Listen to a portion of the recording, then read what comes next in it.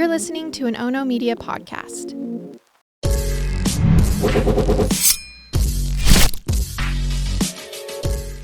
Good morning, and thanks for joining me for Rise in Crime, your morning caffeine hit all about crime. I'm Mama Jules, and let's start today's true crime updates with a case that was actually settled about a year ago. But the details of the case have been clarified this week in some released footage. So let me tell you the story and play some of the disturbing footage that is now available via the YouTube channel Explore With Us. Now we have to go back to March of 2021 when 19-year-old Brian Cohey had a mind-boggling conversation with his mother, Terry. The last couple of days of Brian's life hadn't gone well. He had gotten his car stuck at a boat ramp, and Terry was just sensing that things were off with Brian. So she was kind of looking through his room, and she was rummaging through his closet, and she came upon a disturbing sight, a double-bagged object that was quite heavy. She could see that whatever was in the bag had some maggots on it. So she scooped it up and carried it to the sink. Okay, here, I'll let you listen to her tell the detectives what she saw. What in the world does he have in here? And I picked it up, and it was heavy.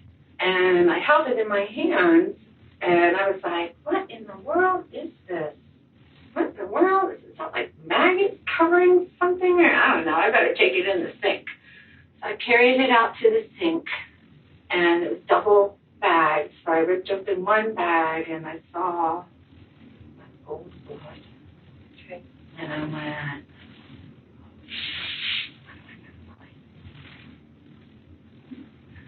I ripped open the second bag, and it was all the bed. Okay. It's so beautiful.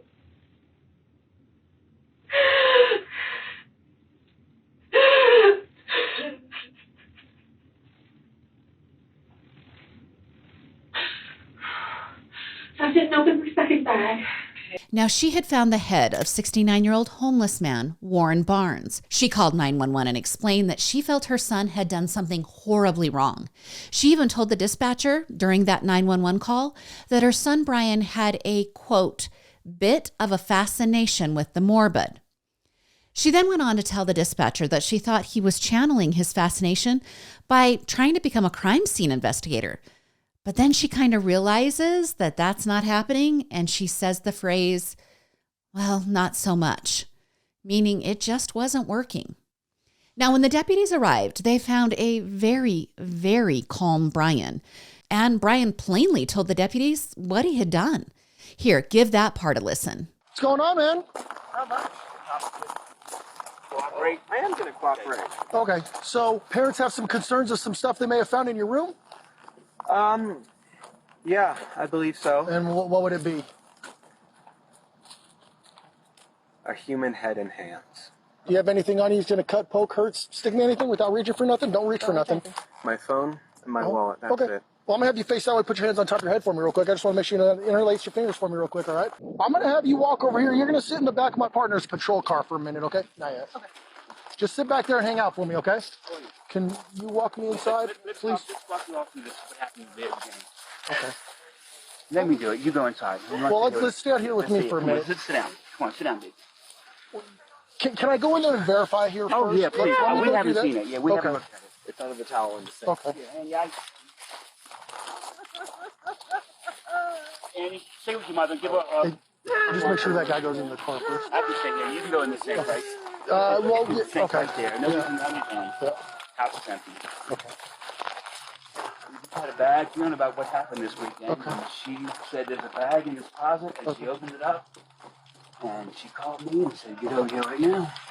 Now, as you heard, he said his mom found human hands and a head. And for those who are on podcast only, as you hear his mother Terry crying, well, she actually falls to her knees with her head cradled in her hands. After the deputy verifies that the bag in the sink contains a human head, he exits the house, and the body cam footage of the female deputy walking Brian to the patrol car, well, that starts. And let's give that portion a listen. Just sit back there and hang out for a minute, okay? How are you? I'm good, sir. How are you? You said your name is Brian? Yeah. Alright. I'm not feeling too well. You're not feeling too well? All right. No, these past few days I've been very, very anxious. That's understandable. So what we're going to have you do here is I'm just going to have you sit in the back here, okay? I'm going to turn on the air for you in a second. That way you're not too hot. Are you a hot-blooded or cold-blooded kind of guy? I am very cold-blooded. I prefer cold. Well, no, actually, sorry, hot-blooded. Hot-blooded. So you prefer the cold. Okay, fantastic. Thank All you. right. So hop in here. I know you're tall, so it's a little bit of a tight squeeze, but like I said, I'll get that air on for you. Sorry about that. All right. Brian is so calm. It seems like this is just another day in the life of Brian. Now, I also have video of him explaining to detectives how he harmed Warren Barnes beneath a railroad bridge. So let's take a listen to that audio. And when I was finished stabbing him, he took out his last breath, a grunt, and his head was halfway cut off in stabs. All the while, no, actually, after I killed him, I just couldn't stop saying, stinky, dirty, dirty, stinky, stinky. I wasn't smelling anything, but... And why were you saying that? I don't know. Okay. But you remember doing it, so... Yeah. I suppose it was just me speaking out my mind at that moment. It was like pouring out of the mind. Were you worried about, I mean, this looks like it's pretty close to the road and stuff. Somebody seeing you or catching you? It was 11 p.m., so not many were driving by. Well, it was behind the pillar. So, like, here's the road. It was here. So people would only see a brief thing here and here. So were you worried about them seeing you? I was worried about one of them stopping. What did you think could happen if somebody... Well, if they looked, well, it was quite dark under there, so they wouldn't have seen the guy unless they looked. They would have seen me holding a bloody 12-inch knife, wearing gloves, and wearing a mask to conceal my identity, a face mask. Okay.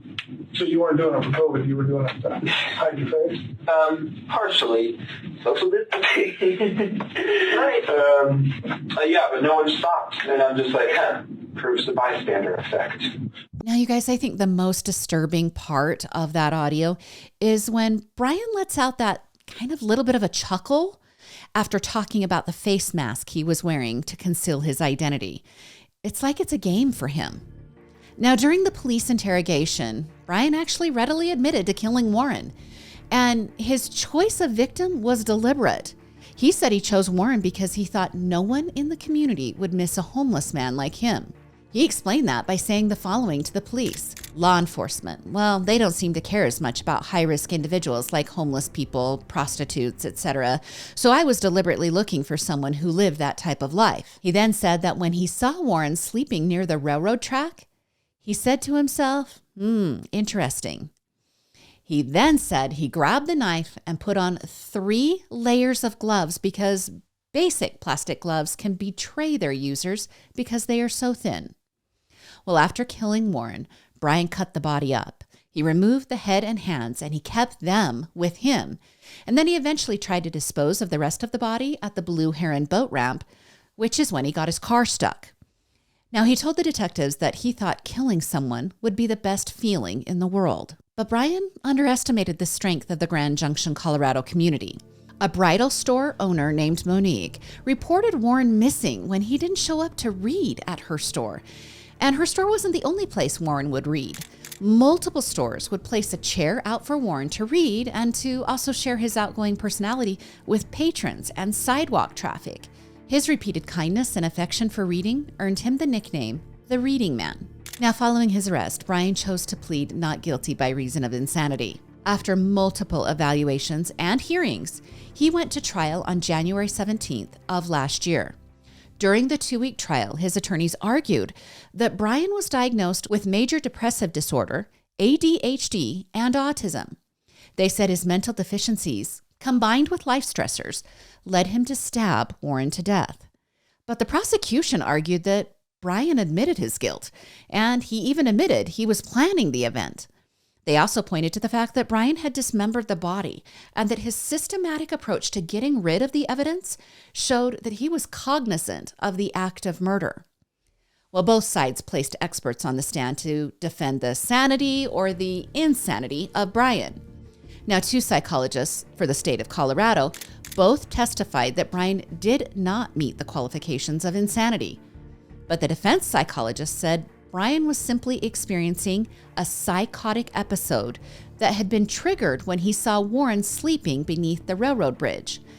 And that psychologist said that the psychotic episode, well, it dissipated when he had completed the murder. Now, it took the jury 2 days to find Brian guilty of first-degree murder. He was sentenced to life in prison without the possibility of parole in February of last year. As his mother left the courtroom, she told journalists that she would like to express her family's deep and sincere sympathies to the community and to the family of Warren Barnes. And the community truly loved Warren. In November of 2021, that was just 7 months after his murder, a memorial to Warren was installed in downtown Grand Junction. The iron and wood memorial that features a chair sitting under a tree with books lying on the seat of the chair, well, it was crafted by artist Tim Navin. One of the books in the memorial has the title, "And You Also," on the cover. That's a nod to Warren's consistent reply to those who offered him a hello or well wishes. He would always nod and say, "And you also." Again, you can find the documentary about Warren's death and Brian's conviction on the YouTube channel Explore With Us. I will warn you, it is filled with more graphic descriptions than what I provided here. And I just say that because I want you to know what kind of information you will be getting. And now to a story out of Los Angeles that has a mother and a father pleading no contest to the death of their nearly 5-year-old son. And sadly, I could tell you a story like this every single time I step in front of this microphone. There is so much child abuse out there. But I'm telling you this one because it's unique. And here's why. Child Protective Services were involved from the very day the child was born. So let's go back to that time. It was August of 2014, and 20-year-old Ursula Juarez and 22-year-old Jose Cuatro welcomed a little boy into the world, and they named him Noah. But the little baby boy was whisked away from his parents because Ursula was already under the watchful, or in this case, maybe not watchful enough eye of California's Department of Children and Family Services. Ursula was already accused of abusing her infant daughter. The abuse was so violent that she allegedly caused skull fractures. Okay, only 10 months separated the two siblings, the little girl and Noah. So that means Ursula got pregnant when her infant daughter was just 1 month old. Now, due to the allegations, little Noah bounced amongst foster homes for the first few weeks of his life until the court system deemed his grandmother, Eva Hernandez, eligible to have temporary custody of the infant. And for this poor little boy, it seems that Eva was the only secure attachment that he could form. He at times would even call Eva mommy. Now, the separation between Noah and his biological parents, Jose and Ursula, well, that led the parents to build quite a grudge against DCFS. They consistently claimed that DCFS robbed them of the first months of their child's life. And the pressure they put on DCFS kind of seemed to work in their favor, because just before Noah turned 1, the court system granted full custody to Jose and Ursula, signaling that they could not prove the previous allegation of abuse by Ursula, so they couldn't keep Noah from her. Okay, up till this point, Noah was a thriving child, but when he was returned to his parents' care, his health entered into a tailspin. His parents missed multiple medical wellness checks, and because they did, the healthcare provider, Kaiser Permanente, alerted LA County's child abuse hotline. They were just worried that the child was being abused, and they just wanted someone to go check. When social workers finally tracked down Noah, he had only gained a few ounces in weight in a 1.5 years since his previous checkup. Little Noah only weighed 17 pounds, yet he was over 2 years old. When questioned about his lack of weight and growth, Ursula claimed the child actually overate, and then he would throw up because he ate too much food. Now, DCFS didn't buy that, and they removed Noah from his parents' care. But at this time, he didn't go back to his grandmother, Eva. Instead, Noah lived at the San Gabriel Valley Home for Medical Fragile Children. While he was there, he did gain several pounds, and his development began to accelerate. And once he was well, Noah was returned to his grandmother's care, and their relationship seemed so sweet. She told the LA Times that he would often say to her, "Grandma, you know what time it is?" And when she would say, "What time?" he would say, It's time for you to hold me and tell me you love me. Now, in our timeline of events, Noah is 4 years old and his parents are working to regain custody of him. Eva pleaded with caseworkers to not return Noah to his parents, saying that the two had no emotional bond with the boy. During a court hearing, DCFS did not recommend that the boy be returned to his parents, but a judge overruled that, and the child was returned to live with Ursula and Jose. And in the spring of 2019, the LA County's abuse hotline received yet another phone call concerning Noah. This time it was Maggie Hernandez making the call. Okay, that's Noah's aunt. She told the hotline that during an overnight stay with a family member, that Noah repeatedly had night terrors and that he complained that his butt was hurting. Okay, you guys, he's 4 years old and he is unable to sleep, and clearly there's some sort of abuse that's happening, whether it be sexual or just bad hygiene. It's all a certain level of abuse. Now, his Aunt Maggie said he had changed over the last few months, that when Noah lived with Eva, he was an exuberant boy, but now he was fearful and bashful, and he had lost weight and his hair was thinning. DCFS took action, and his caseworker, Susan Johnson, secured a juvenile court order to again take Noah from his parents. Now, upon the inaction of that order, DCFS had 10 days to get Noah out of his parents' home and to also have him be seen by a physician. They even had the jurisdiction to use law enforcement to barge into the home and retrieve Noah. But instead, nothing happened. No one went to get him. He was forgotten until July 5th of 2019. That was 2 months after the removal order was granted. And on that day, his parents called 911 and said their son had drowned in a community pool. But the 911 call, it didn't match up with what EMS workers said they saw when they arrived. Noah was found in dry, light tan shorts. He wasn't wet at all. He was also in the apartment. He was not even near the pool where his father Jose was claiming he drowned. When he was transported to the hospital, staff recognized signs of abuse. There was mottling around his neck, which led the staff to believe the boy was strangled. He also had healing and fresh bruises across his chest, arms, and legs. And then there was one large mark that scarred his forehead. Noah lived just 24 hours in the hospital. And when he died on July 6th, a group of doctors and nurses gathered around his body, holding hands while Noah took his last breath. Now, a medical examiner determined the boy's death was homicide due to asphyxiation, and then there were underlying signs of abuse. He had broken ribs and trauma to his rectum. And although it could not be determined what had penetrated the boy, the abuse was documented, and the investigators turned their sights on Ursula and Jose. It took months, though. Finally, in 2020, Ursula was charged with child abuse that likely caused death, and Jose was charged with the same thing and also assaulting and sexually penetrating a child under 10. That's a really hard phrase to say. Now, during the investigation, detectives found text messages from Ursula that said, "I almost killed him so many times. I had to do CPR for him to wake up and stay alive." Well, it took 4 years, but on Friday, both Jose and Ursula pleaded no contest to murdering and torturing their son. As part of the plea deal, the sexual abuse charges were dropped.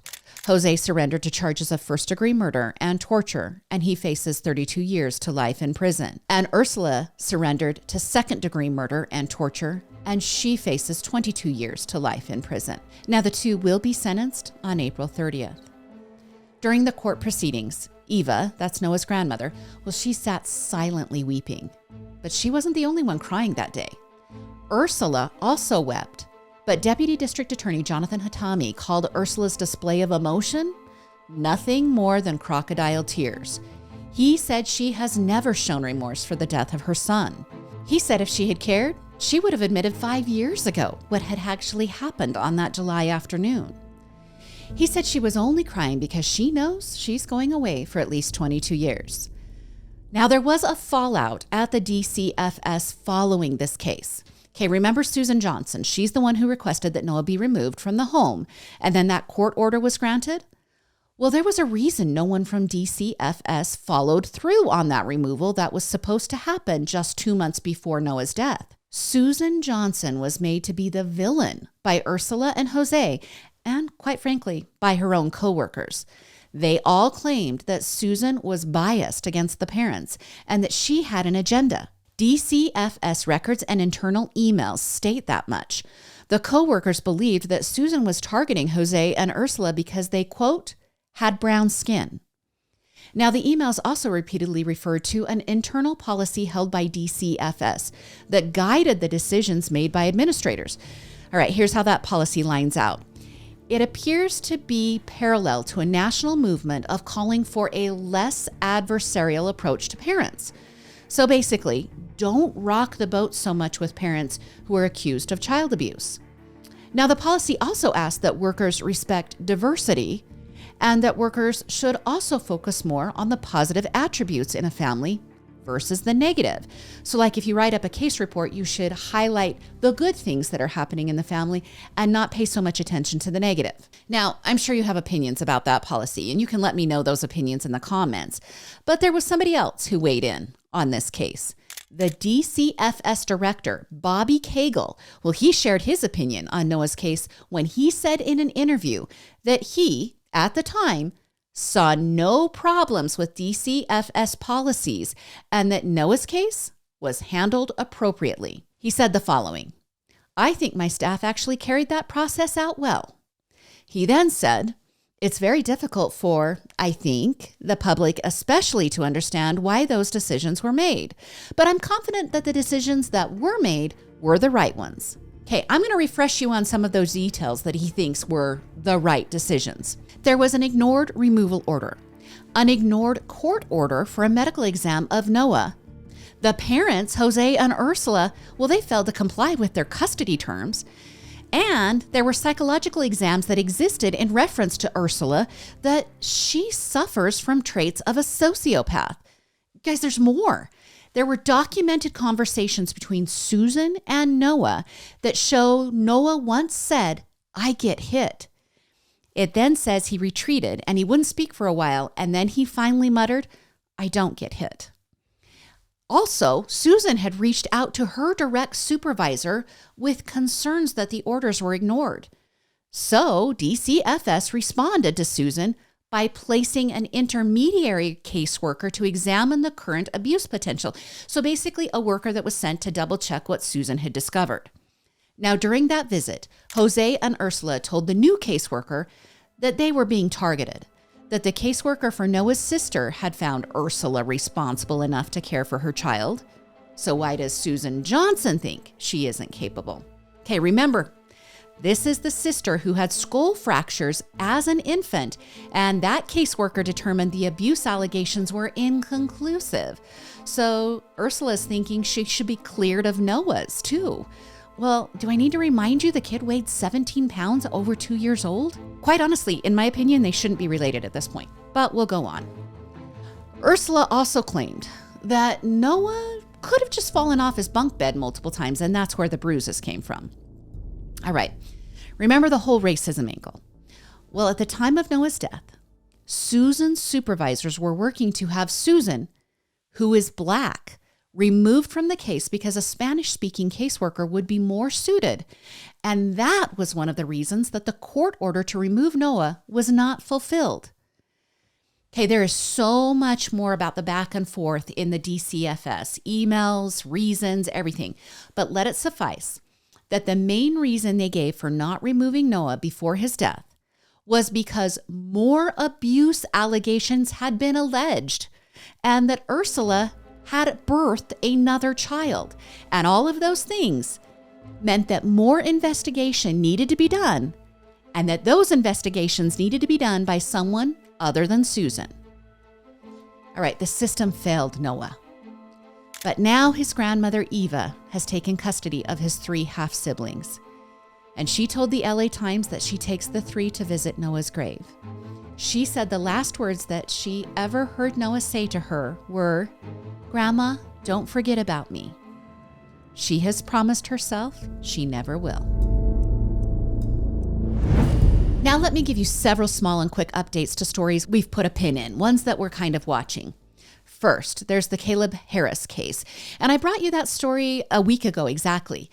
Okay, this is the young man who was active on Snapchat in the middle of the night on March 4th. He also ordered Uber Eats that night. He had 2 Lunchables and an energy drink delivered, but he never picked it up off the front stoop.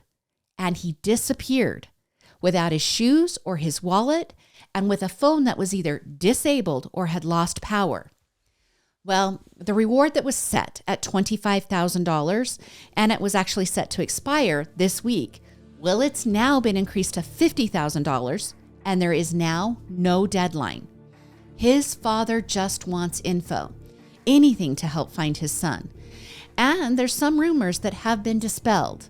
Law enforcement is now certain the last time his phone pinged was right near his apartment complex. Rumors have been floating around out there that his phone was active miles away, but they are now saying that conclusively is not true.